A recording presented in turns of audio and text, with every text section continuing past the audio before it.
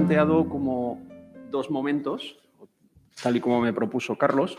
Uno primero, si queréis, más inspiracional, más para abrir el horizonte, para plantearnos por qué los cristianos tenemos que interesarnos en esta cuestión. Y una segunda parte más práctica, donde comentaremos algunas iniciativas que están en marcha en distintos ámbitos, ¿no? En el ámbito educativo, en el ámbito financiero, en el ámbito sanitario, etcétera, etcétera, ¿no? Entonces, esta parte primera, si queréis, va a ser más introductoria, más inspiradora, ¿no? Bien, entonces, antes de lanzarnos para hablar de este tema, conviene hacer historia. Siempre la historia nos ilumina porque nos abre un horizonte amplio. Y la pregunta sobre la cuestión ecológica y la religión, y ahora salgo incluso del ámbito católico, es decir, en general las religiones, ¿cómo han recibido este tema? Bueno, aquí tenéis esta viñeta, ¿no?, de Moisés tratando de cruzar el Mar Rojo, ¿no? Y se da cuenta que el Mar Rojo está lleno de porquería, como sucede, por desgracia, en muchos mares y océanos y lagos de nuestro mundo hoy día, ¿no? El famoso tema del plástico, pero otros muchos residuos acaban en los mares, ¿no? Y levanta las manos, ¿sí?, sorprendido, diciendo, ¿qué hacemos con esto, no? Y en lugar del pueblo de Israel, pues detrás le siguen un grupo de limpiadores, ¿no?, que van con sus carritos y quizá empiecen a recoger toda esa suciedad, ¿no? Bueno, esta viñeta, de alguna manera, representa el encuentro de la religión con esta temática, ¿eh? Una temática relativamente nueva. Pensad que la conciencia ecológica, la propia ciencia ecológica emerge a mediados del siglo XX, en torno a los años 60, 70. Ahí tenemos los primeros informes científicos, el primer encuentro o cumbre de Naciones Unidas en Estocolmo el año 72. Pensad que hace relativamente poco, tiene pues menos de 50 años, ¿no? Ahora cumpliremos los 50 años de esa cumbre. El primer día de la Tierra, el año 70. Bueno, entonces, a mí me gusta periodizar así, y aunque simplificando un poquito, pero yo creo que ayuda, en tres periodos para reflejar el modo como las religiones se han encontrado con este tema. Entonces, hay una primera época, allá por los años 60, década de los 60, década de los 70, donde las religiones más bien están a la defensiva cada vez que se aborda este tema de la ecología. Lo perciben como una cierta amenaza o como un cuestionamiento de elementos importantes de sus tradiciones religiosas. Y aquí coincidimos la mayoría de religiones. Pensad que es la época en que surgen todas las críticas a las religiones en torno a la cuestión demográfica y el crecimiento de la población, tanto porque no permite erradicar la pobreza como porque incrementa la degradación del medio ambiente. Entonces, la cuestión demográfica es uno de los puntos de fricción principales entre el movimiento ecologista y la religión, y aquí coincidimos con musulmanes o con judíos, etc.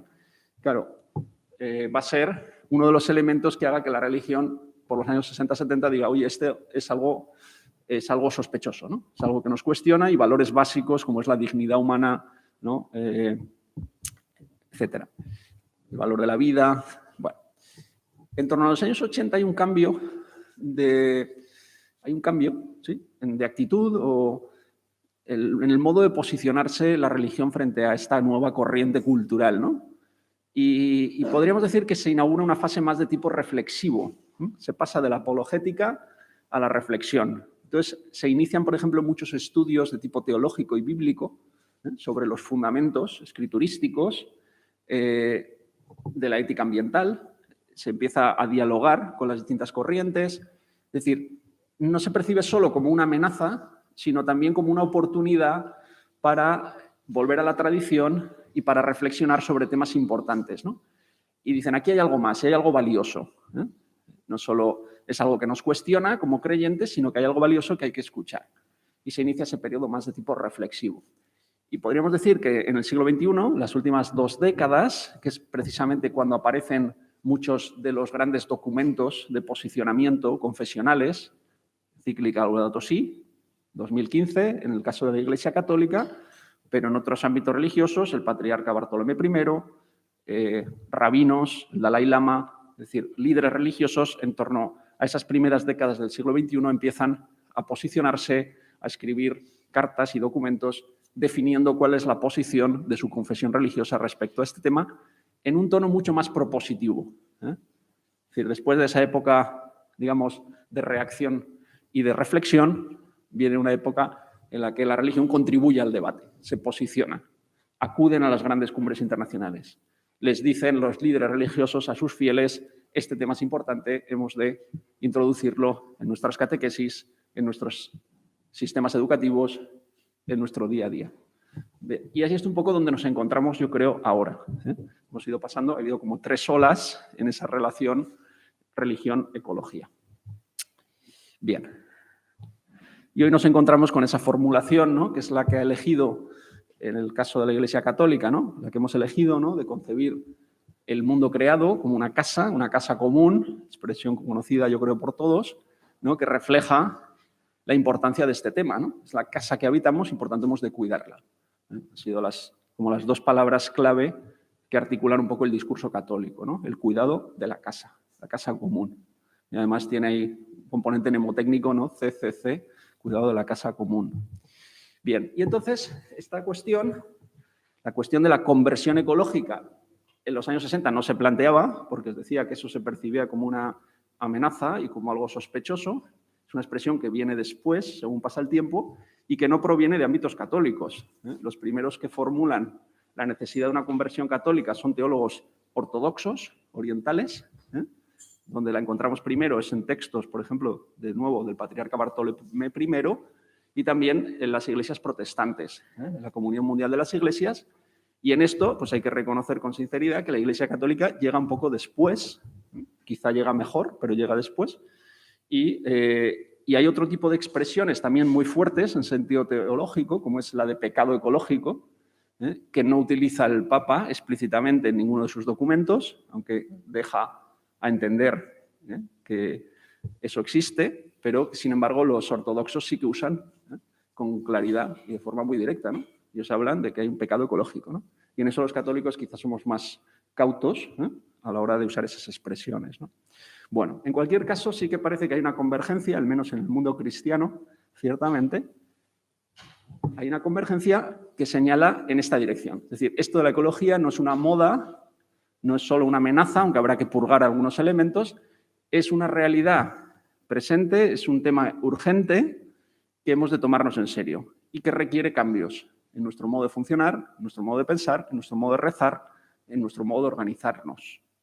Y, por tanto, la expresión conversión es muy adecuada, ¿no? Uno se convierte cuando necesita cambiar cosas de su vida, necesita redireccionarse, ¿no? Metanoia, cambio, conversión, son términos, ¿verdad?, parecidos.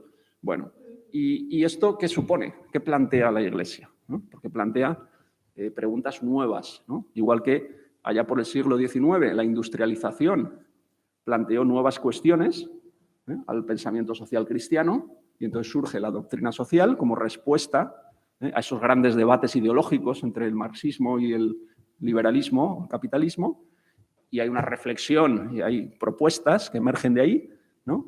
Y llevamos ya un siglo de historia, ¿no?, de reflexión en torno a esos temas socioeconómicos. Lo mismo sucede con esto. Mucho más tarde aparece esta cuestión y las instituciones religiosas, y en concreto en la nuestra, la Iglesia, el pensamiento social cristiano, empieza a formular, empieza a preguntarse y trata de buscar soluciones y proponer cosas prácticas, iniciativas prácticas. Bueno, entonces, ¿qué plantea en este caso la conversión? Y esto quizá pues, es un poco más práctico ya, aunque luego retomaremos este tema práctico. Bueno, pues plantea como 3 grandes, yo creo, oportunidades y retos, o 3 retos de distinto tipo. Por un lado, habría un reto de tipo pastoral, que es una oportunidad. Pensad que el ámbito del ecologismo es un ámbito con frecuencia secular, es decir, hay de todo, luego escarbas y te encuentras de todo, pero en general no es un ámbito especialmente piadoso o devoto, ¿no? Yo creo.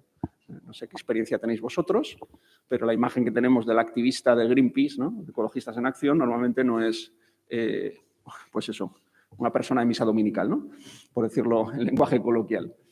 Y, curiosamente, es un ámbito en el que, cuando yo he tenido la oportunidad, por ejemplo, de sentarme con personas de organizaciones ecologistas, este tema es un punto de encuentro. o como podríamos decir también, con lenguaje bíblico, es un areópago. Es una sensibilidad cultural nueva, es una posibilidad de acceder a grupos con otras maneras de ver el mundo, pero que no están necesariamente en contradicción con preocupaciones de la Iglesia, ¿no? Entonces yo lo veo como una oportunidad. Eso no significa que se vaya a concretar en un proceso de evangelización, por ejemplo, ¿no? Como el que habéis formulado en el título de esta conferencia, ¿no? Pero ciertamente es una oportunidad, es un espacio de encuentro, un nuevo areópago. El cuidado de la creación, toda esa sensibilidad medioambiental que tenemos en la sociedad, ¿no? Y sobre todo con gente joven, a menudo, que es precisamente el colectivo o el grupo que, pues, en muchos casos se ha distanciado más de lo religioso, ¿no? O de lo, al menos lo explícitamente confesional.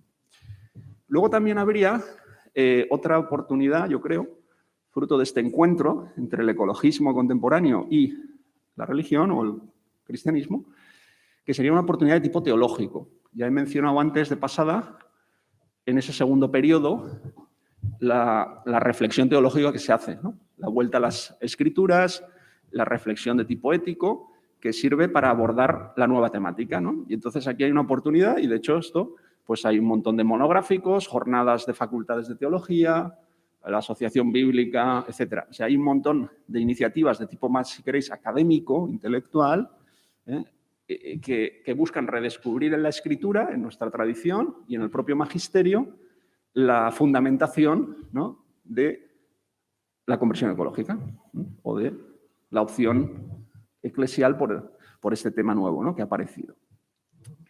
Y luego habría otro tema, que es el que voy a desarrollar a continuación, que sería también el entender esto de la ecología como una oportunidad espiritual. Una oportunidad para reconectar con intuiciones básicas, y luego volveré a ello. Pensad pues, que prácticamente todas las parábolas de Jesús remiten al mundo natural, a la creación, ¿no? Casi todas las metáforas que se usan. Pensad en la espiritualidad franciscana, San Juan de la Cruz, es decir, muchos místicos, fundadores religiosos, o los otros, por ejemplo, los jesuitas, aunque somos muy urbanos, pues la contemplación para alcanzar amor, ¿no?, que es una contemplación, por decirlo así, cósmica, donde no hay ningún elemento bíblico, si te invita a contemplar el mundo creado. Es decir, ahí encontramos una oportunidad que nos está brindando el ecologismo de redescubrir nuestras fuentes espirituales y de renovar nuestra relación con el Creador en la creación. Nos habíamos hecho muy bíblicos, el texto, y muy urbanos, ¿no? Hay que ir a los templos, a las iglesias, a las casas de ejercicios, y nos habíamos olvidado que el lugar primordial de encuentro con el Creador es la creación. Y es donde Jesús se transfigura en el Tabor, Moisés también su revelación tiene lugar en lo alto del Sinaí, y muchas de las experiencias místicas de los fundadores religiosos han tenido lugar en lugares solitarios, desiertos, en medio de la creación. Entonces, la conversión ecológica habrá de empezar quizá como una conversión espiritual, de reencuentro con la creación como lugar de revelación del Creador. Y voy a empezar por aquí precisamente porque creo que esto es lo que nos distingue, en el buen sentido, de otros movimientos y de otros grupos. Podremos formar parte de una cooperativa de consumo ecológico. Podremos sentarnos con un activista de Greenpeace o incluso colaborar. Podremos organizar sesiones formativas en centros educativos. Podremos demandar que la electricidad venga de renovables. Y todo eso está muy bien. Habrá que hacer cosas de ese tipo. Tendremos que invertir nuestro dinero de otra manera. Otra sugerencia práctica. Pero lo que nos motiva como cristianos y lo que nos diferencia quizá de otros movimientos o grupos es precisamente esa conexión con el Creador, en esa creación, con una fuente espiritual que es la que nos nutre, y es la que nos motiva. No somos activistas sociales, no somos sindicalistas, aunque podemos hacer actividad sindical y podemos hacer incidencia política. Pero no somos solo eso. Si nos quedamos ahí, perdemos nuestra raíz, nuestro fundamento. Y por eso creo que esa oportunidad de crecimiento espiritual que nos brinda toda esta nueva sensibilidad ecológica debería ser el punto de partida y luego ir ascendiendo y conectando con todas esas otras iniciativas prácticas, ¿no? Bueno, y entonces voy a dar como 7 claves en este rato que queda. Luego, como he dicho, bajaremos ya a lo práctico. 7 claves de tipo espiritual, que parten, podríamos decir, de lo más interno a lo más externo. de dentro hacia afuera. Voy a adoptar como esa mirada, ¿no? Y son 7 claves espirituales que las voy a contraponer a 7, lo que yo llamo aquí como males contemporáneos. No quiero ser muy maniqueo, pero yo creo que, bueno, pues no voy muy desencaminado, ¿no? Digo, no son solo contemporáneos, probablemente son males de todos los tiempos, pero podríamos llamarles también males socioambientales, porque tienen repercusiones no solo económicas y sociales, sino también ecológicas, ¿no? Entonces, esos males, luego comparto el PowerPoint, se lo he pasado a Carlos, si lo queréis, para usarlo no hay problema. Entonces, la prepotencia, ¿no? La autosuficiencia, el pecado, la ruptura, la locura, el exceso, la indiferencia, la fragmentación, serían males de nuestra época. No solo de la nuestra, pero ciertamente de la nuestra, ¿no? Y frente a eso, nuestra tradición espiritual religiosa propone, no soluciones mágicas, pero propone alternativas, ¿no? Es decir, frente a una cultura prepotente, ¿no? Tecnocrática, que dirá el Papa Francisco, ¿no? Que pretende que con la tecnología lo vamos a resolver todo, el cristianismo nos recuerda que somos polvo y polvo eres y en polvo te convertirás, ¿no? Bueno, y esto también es una clave para la ecología, ¿no? Es decir, la humildad como actitud básica, el agradecimiento frente a la autosuficiencia, la búsqueda de la reconciliación y la paz frente a la ruptura, ¿no? Tantas rupturas que marcan nuestro tiempo. Y así sucesivamente, la lucidez, la sobriedad, la denuncia, la acción y la integración. Bueno, vamos a ir recorriéndolo poco a poco, ¿no? Entonces, la primera clave espiritual, que yo creo que es fundamental para un proceso de conversión ecológica, que ha de empezar por uno mismo y quizá por la comunidad cristiana y luego ojalá eso vaya impregnando nuestras instituciones y los ámbitos en los que nos movemos, ¿no? La humildad. Bueno, no sé si yo soy muy montañero, tengo ese problema en mi vida, porque me encanta la montaña, aunque me toca vivir siempre en ciudades y normalmente ciudades grandes. Pero siempre que tengo un hueco me voy y salgo al campo, ¿no? Aquí hay una gran tradición también, ¿no? El vasco es muy montañero, ¿eh? Cuando he ido por el Pirineo te cruzas con vascos continuamente, ¿no? Porque a la gente le encanta. El campo, tenéis el mar al lado, ¿no? Es un lugar privilegiado. Bueno, ¿y qué ofrece, ¿no? La contemplación del mundo creado? Y no hace falta subir al Everest, ¿eh? Basta con acercarse a Guecho, ¿no? Y mirar un rato las olas, ¿no? Pues te sobrecoge, ¿no? El mundo creado te sobrecoge. O mirar el cielo estrellado, ¿no?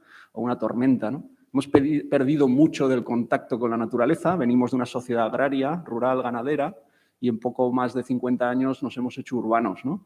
En buena parte de Europa, pero sobre todo aquí, ¿no? Y hemos perdido mucho de ese contacto con el mundo natural que nuestros abuelos tenían de forma espontánea y que probablemente les hacía más humildes, porque dependían de la lluvia, porque no sabían si una enfermedad iba a matar al ganado, no sabían. Y eso, que nosotros lo interpretamos como algo negativo, porque genera incertidumbre, inseguridad, al mismo tiempo te hace mucho más humilde, te hace mucho más susceptible de confiar en Dios, ¿no? Y en su gracia. Y el mundo natural es una oportunidad para redescubrir esa virtud básica del creyente, que es la humildad. Se nos cuela la prepotencia a todos, y el mundo tecnológico potencia eso, porque podemos comprar en cualquier momento donde estemos, podemos, ¿no? Tenemos herramientas muy potentes, pero el mundo natural nos recuerda que no somos casi nada, ¿no? Cuando uno sube a una cumbre y se da cuenta de que eres tú ante esa inmensidad de lo creado, ¿no? Bueno, y eso lo encontramos en la Escritura. Voy a usar varias referencias, ¿no? Quizá el libro de Job, ¿no? Donde se hace esas preguntas al final. ¿Quién engendra las gotas de rocío? ¿Has enseñado las leyes a los cielos? ¿Por orden tuya alza el vuelo el águila? ¿No? Esas preguntas sí, formuladas de modo poético, pero que remiten a esa experiencia, ¿no? De sobrecogimiento ante el mundo natural, ¿no? ¿Quién nos creemos que somos para controlar y manipular la vida? Atravesamos en este momento el 6º periodo de extinciones masivas de especies. Las anteriores se debieron a diversos cataclismos y esta está provocada por la acción humana. Aunque se hable mucho del cambio climático, quizá ese es uno de los problemas más graves, ¿no? La acelerada desaparición de especies. Quizá aquí no lo vemos tanto, pero cuando vas a zonas tropicales, ¿no? Quizá la Amazonía es el caso paradigmático, ¿no? ¿Quiénes nos creemos que somos para modificar el pH del océano, la composición de la atmósfera, la distribución de las especies, ¿no? Nos hemos excedido en nuestra autoridad. Tenemos una autoridad que nos ha conferido Dios, como creyentes lo pensamos, pero para usarla sabiamente, para cuidar y cultivar, que dice Génesis 2, no para destruir y manipular y abusar, ¿no? Y redescubrir esa humildad primordial que ya está en el relato de la creación y que aparece en los salmos y que aparece en las parábolas de Jesús, pues es fundamental. Y eso es lo que nos distingue como ecologistas cristianos, si queremos llamarlo así, ¿no? Esa actitud de reverencia, de humildad, de sobrecogimiento, de reconocimiento de un orden creado, regalado por Dios, frente a esa prepotencia tecnocrática. Hay quien habla también de tecnolatría, ¿no? De culto a la tecnología. Lo vemos mucho ahora con los móviles, por ejemplo, y la dependencia que nos han generado, ¿no? Y cómo se ha erosionado la relación humana, el tiempo de calidad con amigos y familiares, y también el tiempo de encuentro con la creación, ¿no? Y de contemplación de la creación. Y esto nos lleva a la segunda actitud. A menudo en el movimiento ecologista se percibe un tono, yo no diría agresivo, pero sí como crítico, negativo, exigente, ¿no? Preocupado, a menudo pesimista. Y tienen razón, y tienen argumentos, pero quizá el sentimiento primero que nos tendría que salir, aunque los otros son legítimos, sería el agradecimiento, la experiencia de ver ser criaturas creadas, que no lo hemos merecido ni lo hemos pedido, nos han traído a este mundo, nos han creado, nos han dado la vida, ¿no? Y este mundo que vemos alrededor, este cielo, estas montañas, el agua que bebemos, todo eso es un regalo cotidiano que a menudo olvidamos, que está ahí porque se nos ha dado, que nosotros no lo hemos fabricado, ni nos lo hemos ganado por nuestros méritos. Entonces, esa actitud básica de agradecimiento, que es algo que en la educación humana y espiritual de los niños quizás es la primera pieza, ¿no? El hacerles agradecidos, porque a partir de ahí se construye el resto, pues es también un elemento clave en una espiritualidad ecológica cristiana. Vivir agradecidos. Agradecidos. Aquí una foto de la costa mediterránea. Ahora que estoy en Madrid no veo el mar, pero me crié junto a este mar, ¿no? Y siempre que voy, pues lo echo de menos, igual que supongo que vosotros que lo tenéis aquí tan cerca, ¿no? Bueno, el agradecimiento. Está también plagada la escritura de poemas, de frases, de referencias a la creación en actitud de agradecimiento. Recordad el famoso cántico, ¿no?, de Daniel, que se usa mucho en los salmos, ¿no? Criaturas todas del Señor, bendecida al Señor. Nosotros nos unimos a toda la creación en la alabanza al Creador. Sol y luna, bendecida al Señor, astros y cielos, bendecida al Señor. Recordad el cántico de las criaturas, ¿no?, tan importante en la mística franciscana. Bueno, el agradecimiento frente a la autosuficiencia de yo me lo he ganado, yo me lo he currado, esto es mío, porque yo lo valgo, yo lo he conseguido. Esa es una actitud que se nos cuela rápidamente a todos. Frente a eso, la tradición cristiana nos dice, tú estás aquí porque te lo han regalado. Casi nada es mérito tuyo. Da gracias. Dicho así, rápidamente, ¿no? Bueno, y entonces voy a poner alguna cita también de Laudato Si. Nos lo dice al final, en el capítulo 6, ¿no? Dice, espero que en nuestros seminarios y casas religiosas, está refiriéndose a curas y monjas, pero yo creo que esto es extensivo para cualquiera, de formación se eduque para una austeridad responsable y para la contemplación agradecida del mundo, para el cuidado de la fragilidad de los pobres y del ambiente. Hasta ahora, los católicos nos hemos dedicado, y yo creo que bastante bien, a atender a los pobres, a hacer colegios, a hacer escuelas, a hacer dispensarios médicos, a hacer cooperación al desarrollo, ¿verdad?, y ayudar a otros países. Y lo hemos hecho relativamente bien. Hoy nos dicen que además de seguir haciendo eso, ojo, además de seguir haciendo eso, también el cuidado de la creación es parte de nuestra misión y eso brota de una contemplación agradecida del mundo, ¿no? Bueno, y frente a eso, no quiero saturaros con citas, ¿ves?, pero el riesgo de una autonomía malentendida. Una autonomía que se torna autosuficiencia, que se torna exigencia, que se torna pues en algo que nos deforma a todos, ¿no? Bueno, siguiente actitud o clave espiritual que fundamenta un proceso de conversión ecológica. He usado aquí el término reconciliación y lo contrapongo a ruptura o pecado. Vivimos en un mundo pues, donde hay muchas rupturas. Hay rupturas familiares, gente que no se habla a la familia, gente que deja de hablarse con amigos, en las empresas, en los lugares de trabajo, gente que no se entiende con el jefe o con el compañero, en la política, incapaces de sentarse a hablar y hacer pactos por el bien común, decir, vivimos un mundo fracturado entre religiones, entre culturas, etcétera, etcétera, ¿no? Con prejuicios, que os voy a contar, ¿no? Y frente a eso, el cristianismo propone procesos de reconciliación, de restablecimiento de esa relación rota. La crisis ecológica se puede interpretar de muchas maneras, pero se puede interpretar también como una ruptura de la relación del ser humano con la creación y con Dios.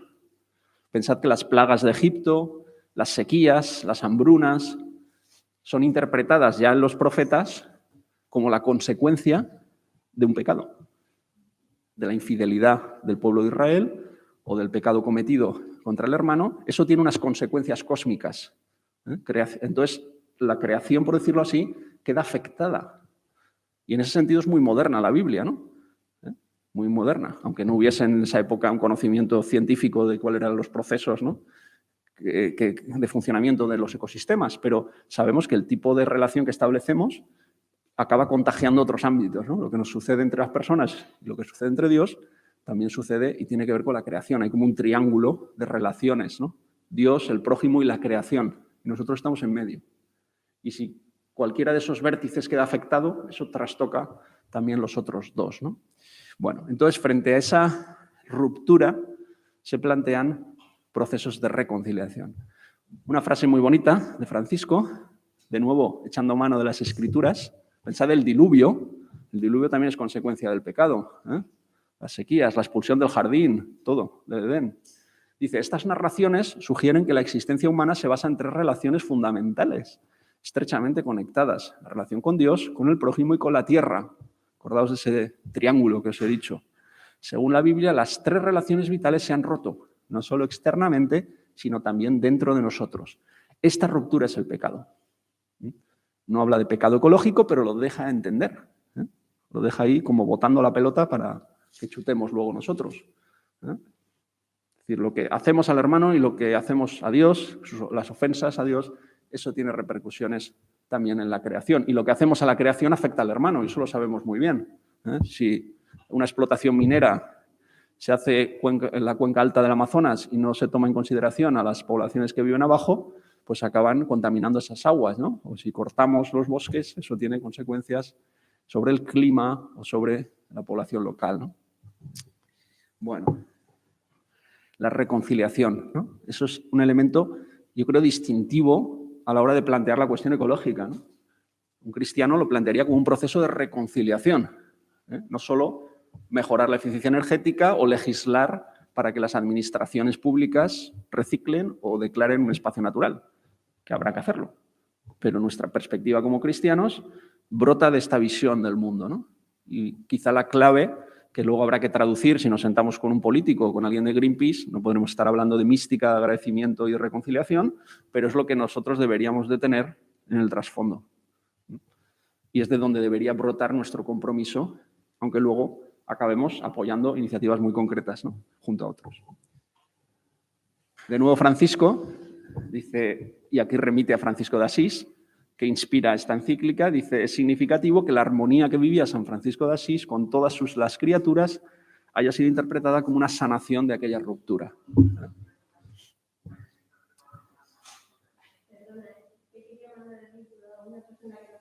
No te preocupes, esto pasa hasta en las mejores comunidades, pasa eso. En las mejores diócesis también. Bueno, y vamos a seguir avanzando. Cuarta actitud que me parece fundamental, o cuarta clave espiritual, ¿no? De nuevo, que fundamenta un proceso de conversión ecológica en clave cristiana. Yo le llamo lucidez, frente a la locura.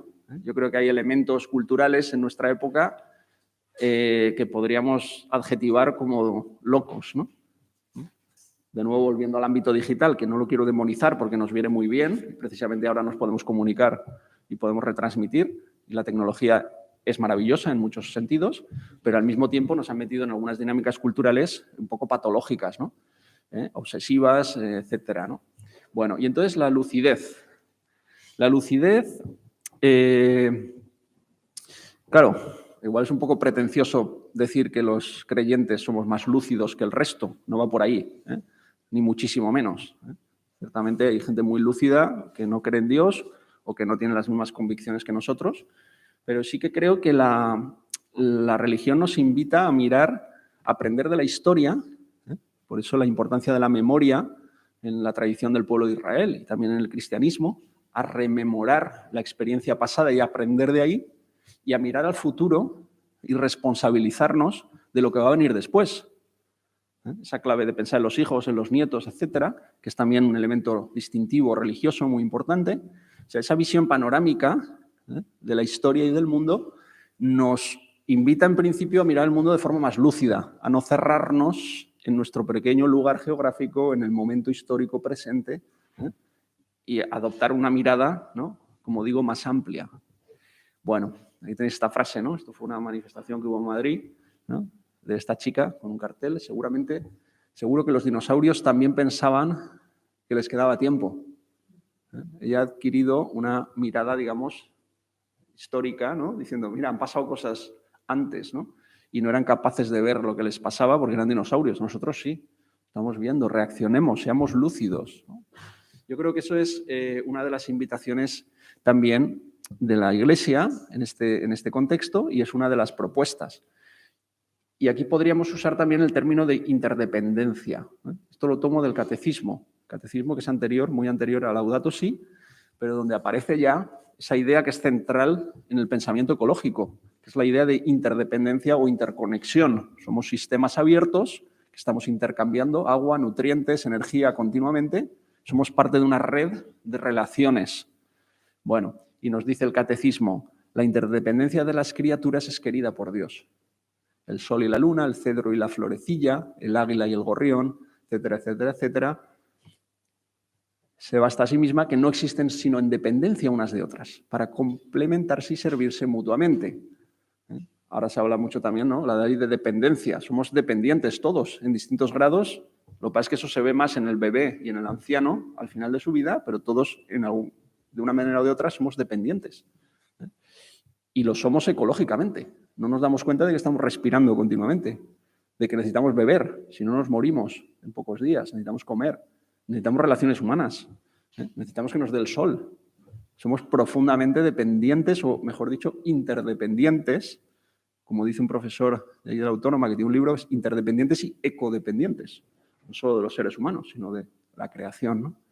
Bueno, y ver el mundo como una red de dependencias o de interdependencias exige un ejercicio de lucidez. Nuestra sociedad tiende a generar esa sensación falsa de que somos autónomos, cuando no lo somos. Si el Ayuntamiento de Bilbao de repente cierra el grifo del agua, tú me dirás dónde va la autonomía de la ciudad, ¿no? Y nos hace prepotentes, como he dicho antes, ¿no? Y nos aísla y nos hace creer que nosotros solos nos valemos y podemos, cuando eso no es así.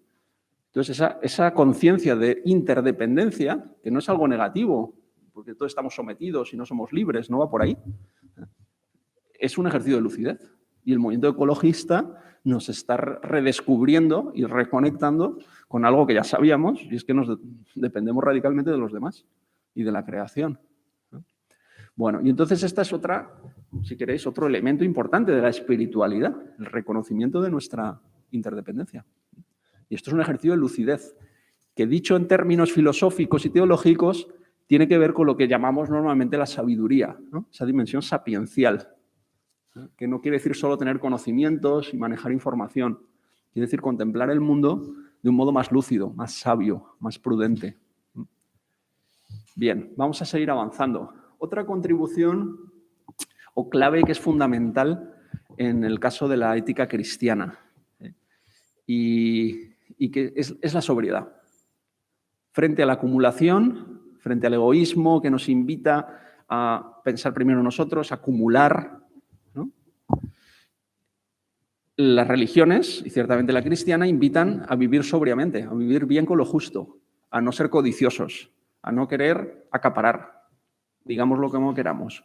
Es un elemento que es muy claro, ¿no? Es muy claro en el cristianismo y yo diría, pues también en el budismo, ¿no?, y en otras muchas religiones. Es decir, vive sobriamente, con lo necesario, vive bien, no nos piden que nos autoflagelemos, pero nos piden que vivamos con sobriedad, con sencillez. Y frente a eso, encontramos una cultura de la acumulación y de despilfarro. Uno de los temas recurrentes del magisterio de Francisco es la crítica al despilfarro. ¿Qué palabra utiliza él? Que es una palabra que aquí no escuchamos tanto. No usa despilfarro. Dice, no me viene ahora la palabra. No, es una palabra que usan en Argentina, que la entendemos, pero nosotros no la usamos. Bueno, luego me vendrá. En cualquier caso, esto es un elemento clave, es decir, porque sabemos que los problemas ecológicos en gran medida se deben a un uso desordenado de los recursos, a una tendencia al usar y tirar, al acumular, innecesaria a menudo, sobre todo en los países más industrializados, en aquellos donde ya se han cubierto las necesidades básicas, y ese es uno de los vectores principales de degradación medioambiental, el sobreconsumo y el despilfarro. Y una cultura montada sobre el usar y el tirar en vez del reutilizar, ¿no? Y el alargar la vida de los productos, etcétera, etcétera, ¿no? Entonces, frente a eso, con mucha naturalidad, al creyente le surge una espiritualidad de la prudencia, de la ascesis y de la sobriedad, que en este contexto de degradación ecológica es muy relevante. Eso es un gran valor, que tienen dificultades para plantear los políticos, los economistas, incluso los movimientos ecologistas, porque es, y más ahora, por ejemplo, en una situación de crisis donde lo que hay que hacer es consumir, ¿verdad? Y ahí tenemos un tema también, un reto. Este tema hay que pensarlo, porque en parte es verdad. Si se para la economía y todo el mundo se va a la calle, ¿qué hacemos? Pero al mismo tiempo un sobreconsumo desordenado degrada, ¿no?, los recursos naturales. Entonces ahí no tenemos una solución, pero sí que tenemos una invitación a vivir sobriamente. Igual hay que gastar en otro tipo de cosas que generan riqueza, pero que no requieren de consumo material, por decirlo así, ¿no? Habrá que pensarlo más despacio, ¿no? Bueno, y aquí tenemos, por ejemplo, también una llamada clara en Laudato Si, ¿no? Y hablando de Benito de Nursia, dice, propuso entre sus monjes que vivieran en comunidad combinando oración y lectura con el trabajo manual. Es decir, la integración de la vida espiritual con el trabajo. Y luego dice más adelante, esa manera de vivir el trabajo nos vuelve más cuidadosos y respetuosos. Impregna de sana sobriedad nuestra relación con el mundo. Bueno, pues esta sería otra actitud básica, yo creo, del cristiano, que no es nueva, esto viene de siempre, ¿no? Que se ve muy claramente en las vocaciones ascéticas, pensad en los cartujos, ¿no?, que viven con una pobreza radical, no se mueven nunca, su huella de carbono es la más baja probablemente de cualquier ciudadano, tienen un par de hábitos, comen, son prácticamente vegetarianos, serían los ecologistas por antonomasia. Aunque no salgan los medios, serían los monjes y las monjas cartujas, porque de ahí no salen y consumen muy poquito. Pero claro, evidentemente no nos vamos a hacer cartujos, yo creo, la mayoría. Pero sirve de modelo, ¿no? De modelo. Una vida que tiene ya 1000 años de historia y que hoy día pues simboliza, ¿no?, la vida sostenible, de forma más radical posible, aunque sus motivaciones no son ecologistas en sentido estricto, pero tiene una lectura ecológica, por decirlo así, su vida.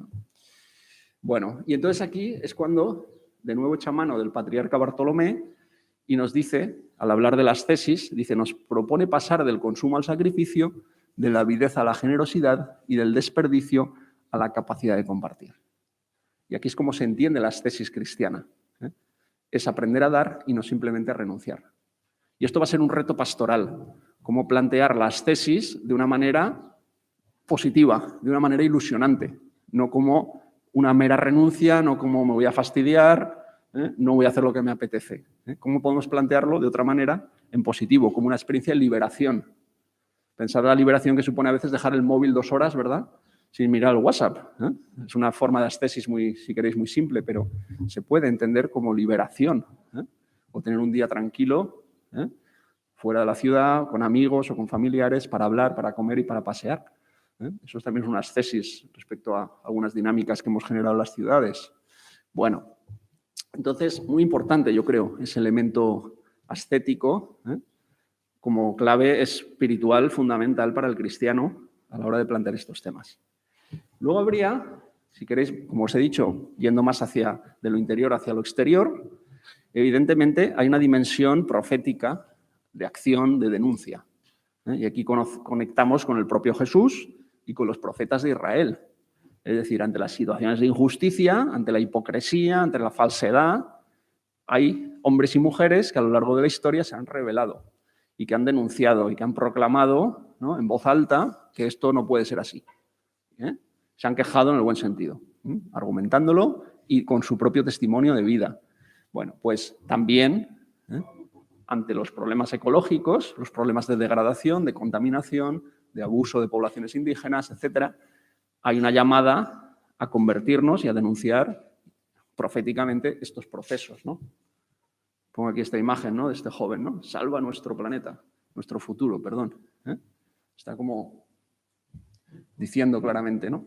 ¿A quién? Pues a la sociedad, ¿no? Está diciendo, salva nuestro futuro. Bueno, y voy a ir un poquito más rápido por no... aquí, por ejemplo, que esto no lo sabe mucha gente, se piensan que el Papa Francisco ha sido quien, como el mago que saca de la chistera un conejo, ¿verdad? Es como quien de repente ha sacado el tema ecológico y no es verdad. Yo, de hecho, en la tesis, una de las cosas que estudié fueron los antecedentes que hay en el pensamiento social cristiano sobre esta cuestión. Y hay mucho en el periodo de Juan Pablo II. Juan Pablo II le llegaron a llamar el Papa Verde, él y a Benedicto XVI. Ya se nos ha olvidado. Y antes incluso hay conferencias episcopales y comunidades cristianas que ya están planteando estos temas. Todo eso se recoge en Laudato Si. Pero Francisco es simplemente, yo diría, un recopilador, en gran medida, de todo lo que se viene diciendo desde antes de Juan Pablo II. Pensad, el primero que habla de conversión ecológica es Juan Pablo II, el año 2001.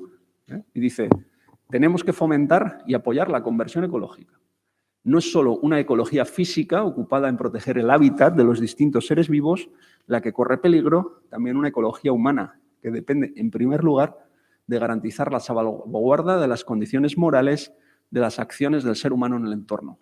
Juan Pablo II era filósofo, entonces tiene una formulación más filosófica, más densa. A veces cuesta más leer sus textos, ¿no? Pero hay textos muy buenos.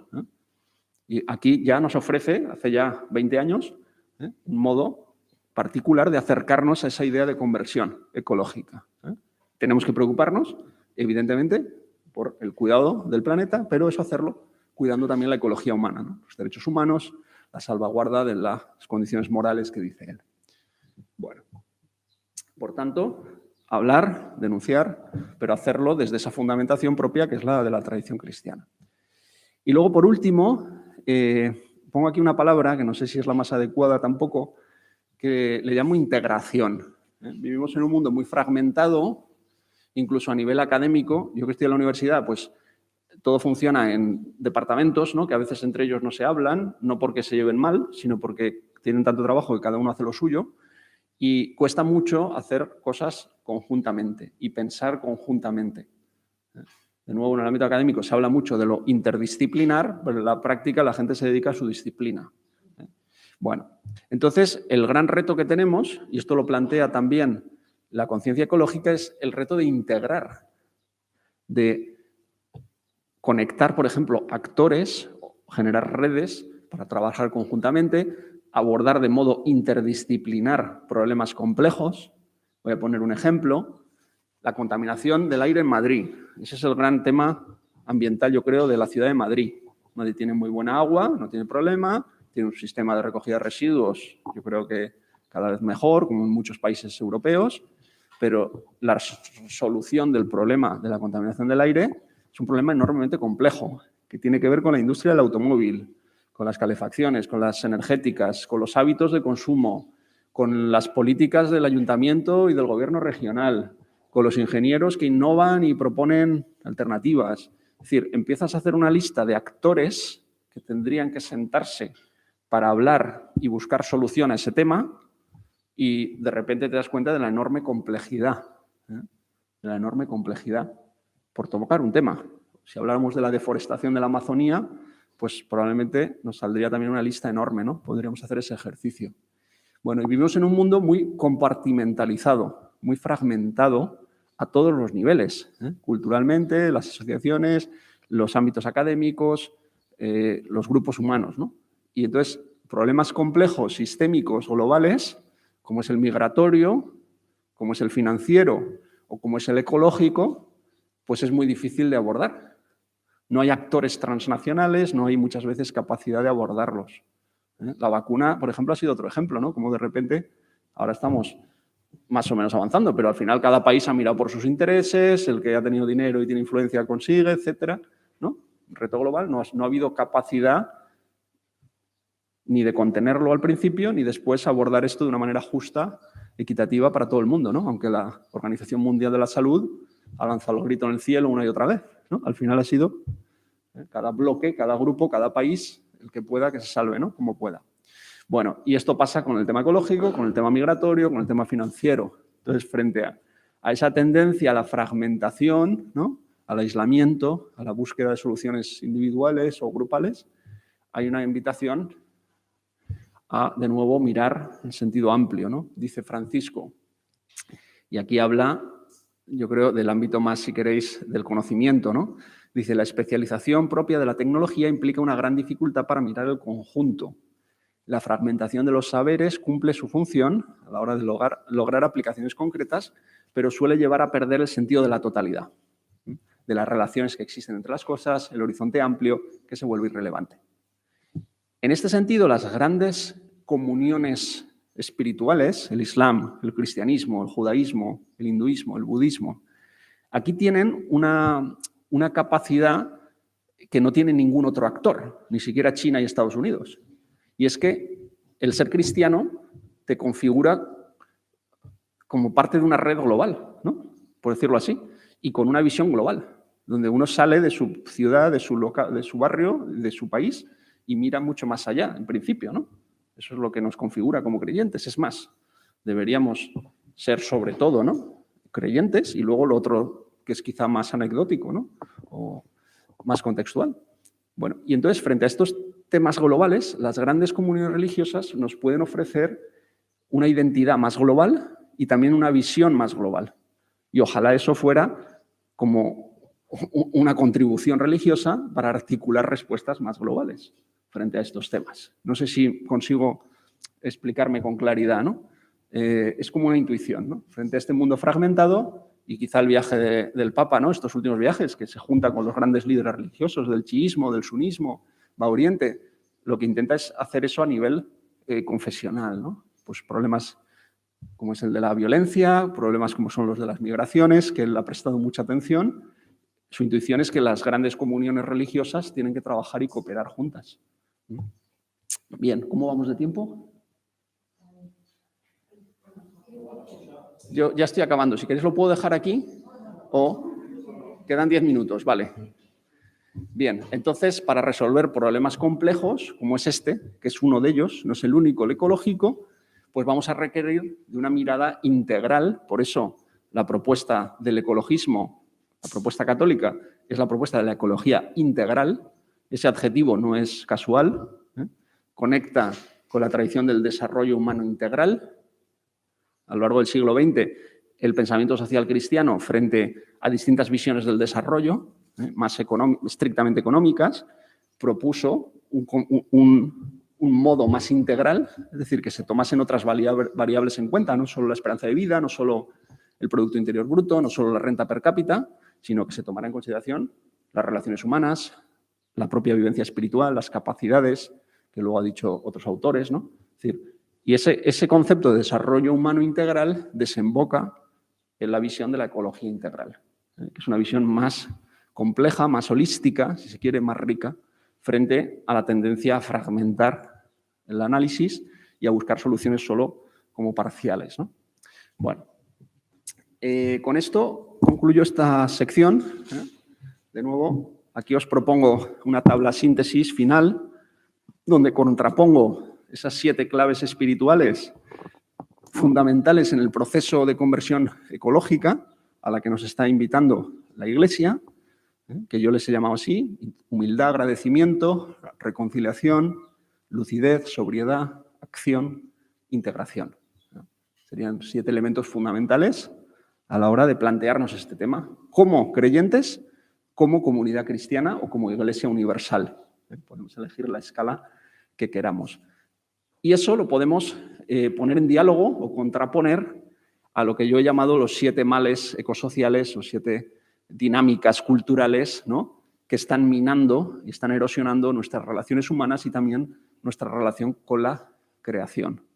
¿De acuerdo? Y eso nos llevaría, por tanto, a una mayor conciencia de los límites, a una mística del agradecimiento, a una disposición a restablecer esas relaciones rotas, a una conciencia lúcida también del pecado, ¿no? De la herida, de la ruptura, a una ascesis, a una vida sobria, a implicarnos en la denuncia y en la acción práctica, y también a una conciencia de la complejidad, ¿no? Y a una llamada a la sabiduría, podríamos llamarle así, con un lenguaje, si queréis, más teológico.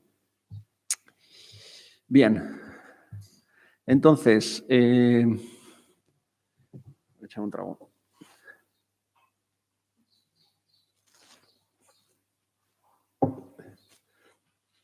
Esta es la primera parte, más, espero, que inspiradora, inspiracional, poco práctica, ¿no? Porque alguno dirá, bueno, y luego, ¿con esto qué hago yo? ¿No? En mi parroquia, en mi colegio, en mi barrio, en mi comunidad, en el pastoral de la salud, allá donde estoy, ¿esto cómo lo traduzco? Bueno, pues ahí está el gran reto, ¿no? Tenemos el marco teórico, tenemos la formulación, tenemos los documentos de la doctrina social de la Iglesia, y eso habrá que ir aterrizándolo, como hizo la Iglesia anteriormente. Pensad, por ejemplo, las cajas de ahorros, muchas son y fueron originadas o inspiradas por la Iglesia, para evitar la usura o para ofrecer crédito sin abusar y sin explotar a la gente. O el movimiento cooperativo, aquí en Euskadi ha sido muy importante. O sea, esos son aterrizajes prácticos, concretos, de una reflexión previa, ¿no? Que viene de muy atrás en algunos casos. Yo creo que todavía no estamos aterrizando en esta temática ecológica. Yo creo que empiezan a haber iniciativas pequeñas, se va probando, esto funciona también por ensayo-error en distintos lugares, y ojalá dentro de 10, 20 años podamos decir que hay una respuesta articulada, como se ha dado en la educación, en la sanidad, en el cooperativismo, en el ámbito bancario durante una época, aunque eso ahora se ha desmantelado bastante, ¿no? Bueno, pero experiencia tenemos como comunidad cristiana, y una larga historia de respuestas institucionales prácticas a problemas concretos que se han ido originando y que se han ido resolviendo mejor o peor. Bueno, entonces, luego pondré los ejemplos en la segunda parte de cosas que se están haciendo, pero ahora me gustaría dedicar unos minutos, y con esto paramos ya, a preguntarnos por lo que están aportando ya las instituciones de inspiración confesional. De nuevo, aquí hago un paso atrás, doy un paso atrás y salgo del ámbito estrictamente católico, ¿no? Y me pregunto, mejor dicho, tomo, porque esto no me lo invento yo, esto lo tomo del World Watch Institute, que es un think tank que hay en Washington, que tiene varias publicaciones y a veces ha prestado atención a este tema de la religión como actor global, ¿no? Y su influencia en este mundo. Y ellos hablan así en términos financieros, ¿no? Como assets, ¿no? Como qué capitales tiene la religión a la hora de abordar ciertos temas, ¿no? O ciertos problemas globales. Entonces, uno de los que señalan es el hecho de que son redes institucionales globales. Es decir, allá donde vayas en el mundo hay una mezquita, hay un dispensario médico, hay un templo, hay una iglesia, hay un colegio de inspiración religiosa. Y eso no lo tiene nadie, no lo tiene Naciones Unidas. China sí, pero en China, ¿no? Pero a nivel global, ¿quién tiene eso? Las instituciones religiosas, única y exclusivamente. Por tanto, esta es una de las grandes fortalezas de las religiones a la hora de abordar cuestiones globales. Son la única red global. La única red global.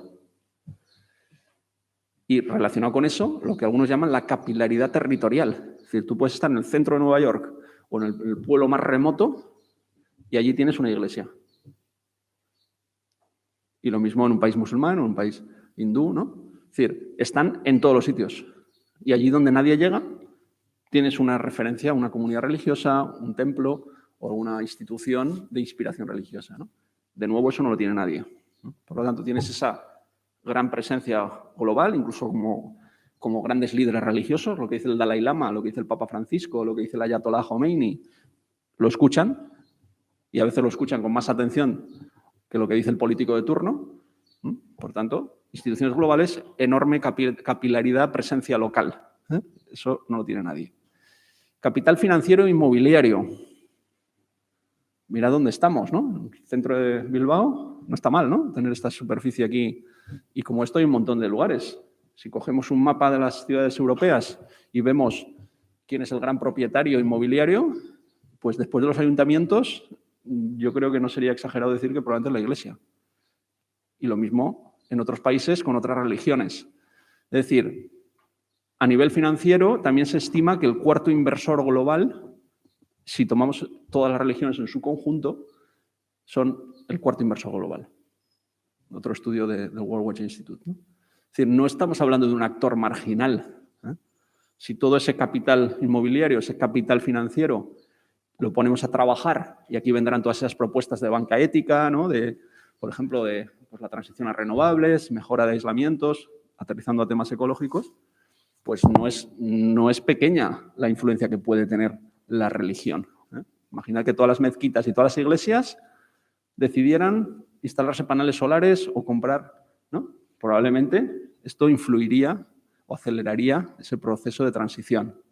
Bueno, el establecimiento de alianzas. Las religiones son factores de violencia, pueden ser, ¿no?, motivos de conflicto, por ejemplo, en Oriente Próximo, por desgracia, pero también, en su mejor versión, las religiones pueden ser lugares de encuentro y lugares de establecimiento de alianzas. Se pone siempre como ejemplo la mediación del Vaticano en el conflicto entre Chile y Argentina. No sé si os suena de hace muchos años, ¿no? Estuvieron a punto de ir a la guerra por el tema en la Patagonia, ¿no? Por la delimitación de la frontera. Bueno, y ahí hubo una mediación del Vaticano y parece que eso ayudó a que, ¿no? Resolvió ese conflicto. Bueno, un ejemplo. La pregunta es, o lo que está intentando hacer Francisco cada vez que viaja y juntarse con líderes religiosos, un poco como hacer una alianza de religiones, ¿no? Para promover la paz, la sostenibilidad, etc., ¿no? Ese capital relacional lo tiene la Iglesia. Otra cosa es que se utilice. A nivel político, algunos habéis estado en política, bueno, a mí me sorprendió una conversación, yo estoy ahí en comillas en Madrid, y le escuché decir a uno de la universidad, un alto cargo de la universidad, que hay cosas que puedes hacer en una universidad, por ejemplo, comillas, porque es privada y es católica, que no puedes hacer en la pública. Porque se montan unos líos tremendos, porque tienes grupos de estudiantes que da igual del color del partido que sea, van a ir y van a bloquear esa conferencia o va a haber tensión, mientras que a veces esta institución, en el caso donde estoy yo, se percibe como algo neutro, donde puede venir Carmena y puede venir Almeida. Los dos extremos, digamos, del abanico político, siendo alcaldes, han venido a hablar y no ha habido ningún problema, y han podido participar, ¿no? Por ejemplo, ¿no? Cosa que decían no es tan fácil hacer en una universidad pública. Bueno, no digo que sea la panacea, pero ciertamente la capacidad que tienen a veces las instituciones religiosas de percibirse como actores neutros y con la capacidad para dialogar con distintos partidos, cuando se enquistan las situaciones, es un potencial religioso que también en la cuestión ecológica igual podría servir de mediador o de plataforma, ¿no? Luego, por supuesto, no olvidéis, aunque vivamos en Europa Occidental y sea uno de los lugares más secularizados del mundo, pero eso es una excepción. El mundo siempre ha sido religioso y el mundo sigue siendo religioso. En las encuestas, más del 90% de la población mundial se considera creyente. Y así ha sido a lo largo de la historia, y la sociología de la religión nos dice que eso no va a menos. El mundo de la religión está mutando, incluso en ambientes secularizados se plantean si se vive la espiritualidad de otra manera. Por tanto, el mundo es básicamente religioso. Y el influjo moral, ideológico y político de la religión sigue siendo muy fuerte. Quizá aquí menos, pero nosotros somos una excepción. Pensad que la población europea representa el 6-7% de la población mundial. No nos creamos que somos el modelo ni todo el mundo va a venir por donde hemos ido nosotros, ¿no? Por tanto, el influjo de la religión no es pequeño. Y luego algunos señalan también el potencial que tienen para generar capital social, muy relacionado con lo que os decía de la capilaridad. Es decir, el barrio, la parroquia, ¿no? El templo, el colegio confesional muchas veces genera un tejido social que otras instituciones tienen más dificultades para generar, ¿no? Esa dimensión comunitaria, colectiva, etc., ¿no? Entonces también se percibe como otro enorme potencial religioso a la hora de abordar estos temas.